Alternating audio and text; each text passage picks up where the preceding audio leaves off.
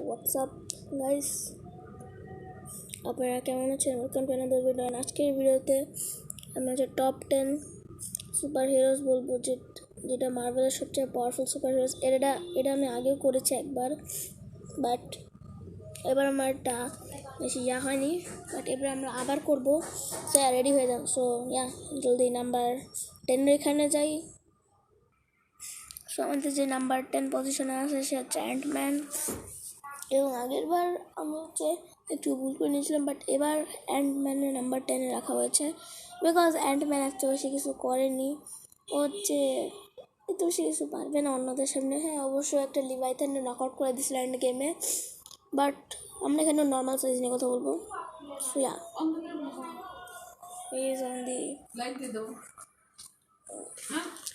না লাগবে না। সো অ্যান্টম্যান হচ্ছে নাম্বার 10 পজিশনে। এখন যাই আমরা নাম্বার 9-এ। সো আমাদের নাম্বার 9 পজিশনে আসে ক্যাপ্টেন আমেরিকা। এবং ক্যাপ্টেন আমেরিকা একটা সুপার সোলজার। ক্যাপ্টেন আমেরিকা হচ্ছে ওয়াকান্ডা ব্যাটেল অনেক কিছু করেছে, বাট থ্যানোসের হাতে তো মরতেই বেচারা। সো যাই এখন নাম্বার 8 পজিশনে। সো আমাদের নাম্বার 8 পজিশনে আসে স্পাইডারম্যান। আগেরবারের মতোই, না আগেরবার নাম্বার 7-এ ছিল, বাট এবার স্পাইডারম্যান নাম্বার 8 পজিশনে এসেছে। সো স্পাইডারম্যান একটা একটা সুপার হিউম্যান। স্ট্রেংথ আছে, স্ট্যামিনা আছে, ভালো স্ট্যামিনা আছে, এবং স্ট্রেংথের তো কোনো লিমিট একটু আছে। যাই হোক, ওর স্ট্রেংথ তো অনেক বেশি ভাই। যদি দুইটা ফেরিরে একসাথে, দুইটা ফেরিরে দুই ভাগে ভাগ হওয়ার থেকে আটকে নিয়েছিল। হ্যাঁ, অবশ্যই আয়রন ম্যানও একটু কাম করছিল এখান মধ্যে, বাট ওটা আমরা বাদ দিব। সো স্পাইডারম্যান অনেক ভালো একটা পাওয়ারফুল একটা সুপার হিরোই। সো এর জন্য নাম্বার 8-এ আইতে পারছে। অ্যান্ড আমি যারা একটু ডাউটে আসেন, তো তাদের আমি ডাউটটা ক্লিয়ার করে দিই যে সুপার হিউম্যানস তাদের বেশি পাওয়ারফুল হয় সুপার সোলজার থেকে। ওকে, এখন আমরা যাবো আমাদের নাম্বার 7 পজিশনে। আমাদের নাম্বার 7 পজিশনে আসে হাল্ক। আপনারা ভাববেন যে আমি যে হাল্ককে তো ডাউনে কেন রাখছি, যে বিকজ আগের যাতে আমি হাল্ককে অনেক বেশি উপরে রেখেছিলাম। সো ভাই কারণ আছে, বিকজ হাল্কের চেয়েও বেশি পাওয়ারফুল সুপার হিরোস আছে মার্ভেলে। তো হাল্ক এই পজিশনে এত উপরে আইতে পারবে না। অবশ্য হাল্ক এখন প্রফেসর হাল্ক হয়ে গেছে, তো আমরা বেশি কিছু বলতে পারবো না। এখন আমরা যাই নাম্বার 6 পজিশনে। তো আমাদের যেই নাম্বার 6 পজিশনে এই সুপার হিরোটা আসে হচ্ছে আয়রন ম্যান। আর আপনারা ভাববেন যে ভাই আয়রন ম্যান এত নিচে কেন রইলো, বিকজ আগের ভিডিওতে আয়রন ম্যান নিচে করছিল। তো আয়রন ম্যান বাকি সুপার হিরোদের টক্কর দিতে পারবে না, বাট ভাই পাওয়ারফুল তো আছে ভাই। 6টা ইনফিনিটি স্টোন একসাথে ক্যারি করে নিছিল, পাওয়ারফুল না তো আসলে কি। আর যাই হোক, তো এখন আয়রন ম্যানের কিছু ফিটস বলি। তো আয়রন ম্যান একটা চাঁদকে আটকায় নিয়েছিল, পরে পাওয়ার স্টোনের পাওয়ারকে আবার ব্রেস করছে, পরে এন্ড গেমে তো 6টা ইনফিনিটি স্টোনে নিয়ে নিছে। সো এখন এটাই আয়রন ম্যানের সবচেয়ে বড় ফিট।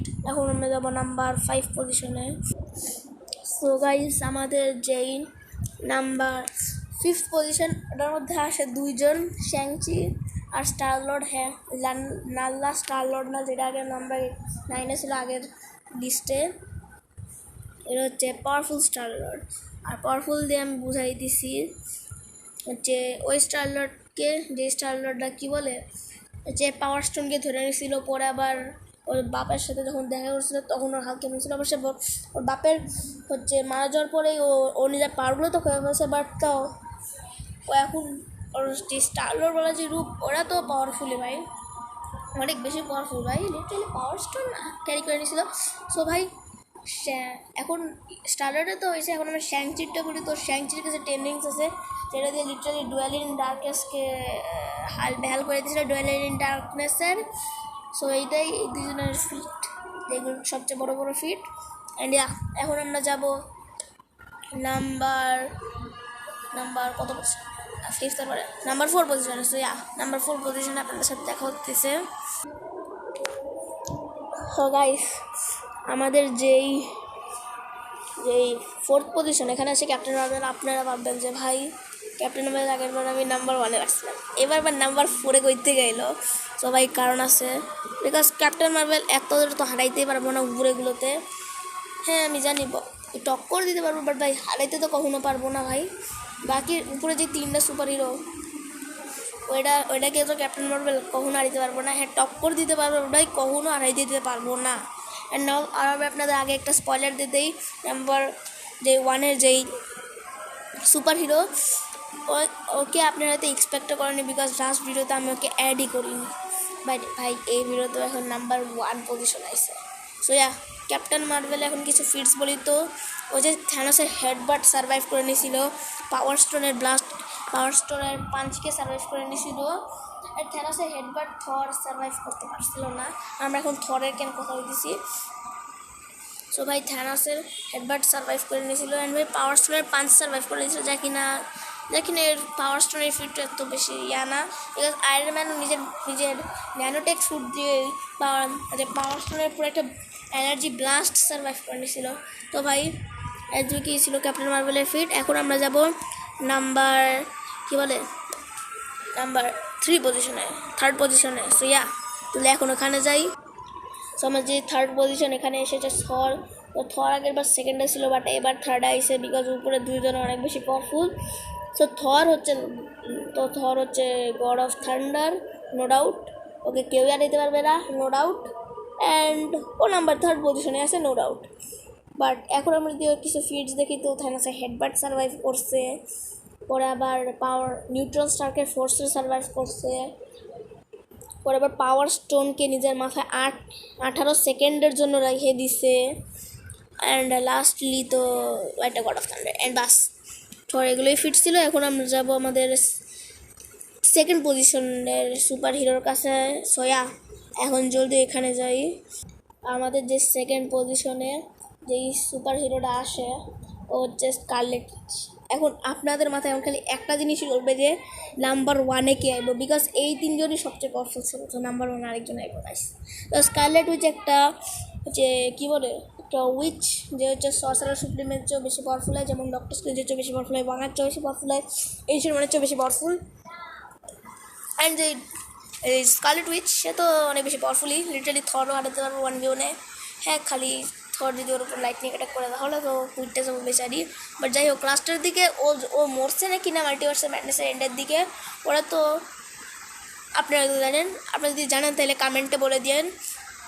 সো ইয়া, এতটুকু এগুলো আমি কিছু ফিটস বলতে পারবো, বেশি ফিটস আমি আর বলবো না, বিকজ ভিডিও 7 মিনিটের হয়ে গেছে ভাই। 8 মিনিটের চেয়ে বেশি ভিডিও আমি বানানোর চেষ্টা করবো না, বিকজ ভাই আপনি তো দেখেন না অবশ্যই। তো ভাই আমরা এখন যদি নাম্বার 1-এ যখন যাবো, প্লিজ এর আগে লাইক করে দেন। আর যাদের সাবস্ক্রাইব বাটন এখনও লাল, তারা ওরা মধ্যে ক্লিক করবেন কইতেছি, না হলে এই যে ওয়ান্ডা আছে না, ওয়ান্ডা আপনাদের পিড়াবো, এবং ওয়ান্ডা ডার্ক হলে পরে রাখছে। তো এখন আমরা জলদি যাবো নাম্বার 1 পজিশনে, যেটাকে আপনারা তো ভাবছেনও না এটা এখানে হইতেও পারে। সো গাইস, আমাদের যে নাম্বার 1 পজিশন সেখানে আসে doctor Steven strange. Yes guys, doctor Steven strange আমাদের নাম্বার 1 পজিশন আছে। অবশ্যই ডক্টর স্ট্রেঞ্জে বলা যায়, বাট যাই হোক, ডক্টর স্ট্রেঞ্জ সবাইকে হারাইতে পারবে। ইয়েস গাইস, ওরা কারণ হচ্ছে বুক অফ বিশান্তি ডক্টর স্ট্রেঞ্জের কাছে আইছিল, বাট ওয়ান্ডা তো ডিস্ট্রয় করে দিয়েছে বাই দ্য ওয়ে। বাট যাই হোক, ডক্টর স্ট্রেঞ্জ যদি পড়ে নিত তাহলে তো ডক্টর স্ট্রেঞ্জ সবসময় মানে পুরাই অনেক বেশি পাওয়ারফুল হয়ে যেত। লিটারালি থরের চলতো না, ওয়ান্ডার চলতো না, ক্যাপ্টেন মার্ভেলের চলতো না, আয়রন ম্যানের চলতো না, হাল্কের চলতো না, অ্যান্টম্যানের চলতো না, কারোর চলতো না। অ্যান্ড এই সব কিছু যদি না থাকে, তো ডক্টর স্ট্রেঞ্জের কাছে এমন একটা অ্যাটাক আছে যেটা দিয়ে লিটারালি ওটা কেউই সারপাস করতে পারবে না, খালি একজন ছাড়া ওটা ওই সারপাসে যায়। ওই একজন না, দুইজন সারপাস করতে পারবে না, ওই দুইজন যেই দুজন সারপাস করতে একটু চান্স আছে, ওই দুইজন হলো স্পাইডি এবং স্কারলেট উইচ। এখন ওই জায়গাটা আমি অ্যাটাকটা হয়তো বলিনি, বাট এই অ্যাটাকটা হলো মিরার ডাইমেনশন। একবার যদি ডক্টর স্ট্রেঞ্জ ইউজ করা শুরু করে দেয়, তাহলে সবাই মিরার ডাইমেনশনে বন্দি করে দিবে। থর নিজের যত লাইটনিং ইউজ করুক, ক্যাপ্টেন মার্ভেল নিজের যত পাওয়ার ইউজ করুক, কিন্তু ওরা ডক্টর স্ট্রেঞ্জের মিরার ডাইমেনশন তো কখনো ব্রেক করতে পারবো না। হ্যাঁ, ওয়ান্ডা আর স্পাইডি এরা ব্রেক করতে, ওরা একটু করতে পারে, বিকজ স্পাইডি হচ্ছে ভাই লিটারালি ডক্টর স্ট্রেঞ্জকে মিরার ডাইমেনশন ফাঁসায় নিজে ভাইগে গেছিলো। বাট যাই ওয়ান্ডা ওরা পারবো না, বিকজ বিকজ তখন যেই ডক্টর স্ট্রেঞ্জ মাল্টিভার্স অফ ম্যাডনেসে তখন ডক্টর স্ট্রেঞ্জ হচ্ছে ওয়ান্ডারে এটা ছোটো মিরর ডাইমেনশনের ভাষা রাখছিল, যা কিনা ডক্টর স্ট্রেঞ্জ যদি একটা সিটি লেভেল মিরর ডাইমেনশন যদি ফাঁসাইতো যেমন স্পাইডারের ফাঁসাইছিল, তখন তো ওয়ান্ডার একটুও চলতো না। এবং এবং ডক্টর স্ট্রেঞ্জ তখন স্পাইডের কাছ থেকে ওটা নেওয়ার চেষ্টা করতেছিল মিরর ডাইমেনশন থেকে, এটা স্পাইডের কাছ থেকে যদি ওটা থাকতোই না, এবং ডক্টর স্ট্রেঞ্জ লিটারালি স্পাইডারেও মিরর ডাইমেনশনে ব্লক করে দিতে পারতো। এজন্য আমাদের আজকের যে সবচেয়ে বেশি পাওয়ারফুল অ্যাভেঞ্জার ও হচ্ছে আর কেউ না ডক্টর স্ট্রেঞ্জ। আপনারা ভাবেন যে আমার একটু আওয়াজ আইতেছে কেন, সো আমার সর্দি হয়েছে, আমার ঠান্ডা লাগছে এবং আমার জ্বর হয়েছে, আমার তিনটা জিনিস একসাথে আইছে। তো সর্দি ঠান্ডা তো একই, যাই হোক আমার জ্বর ঠান্ডা সব একসাথে আইছে। সো ভাই সবাই লাইক করে দেন এই কথায়, এত বেশি অসুস্থর পরেও আমি আপনাদের জন্য ভিডিও বানাইতেছি। সো ইয়া আজকের জন্য এতটুকু, অ্যান্ড লাইক করে দেন, চ্যানেল সাবস্ক্রাইব করে দেন, অ্যান্ড ইয়া বাই বাই।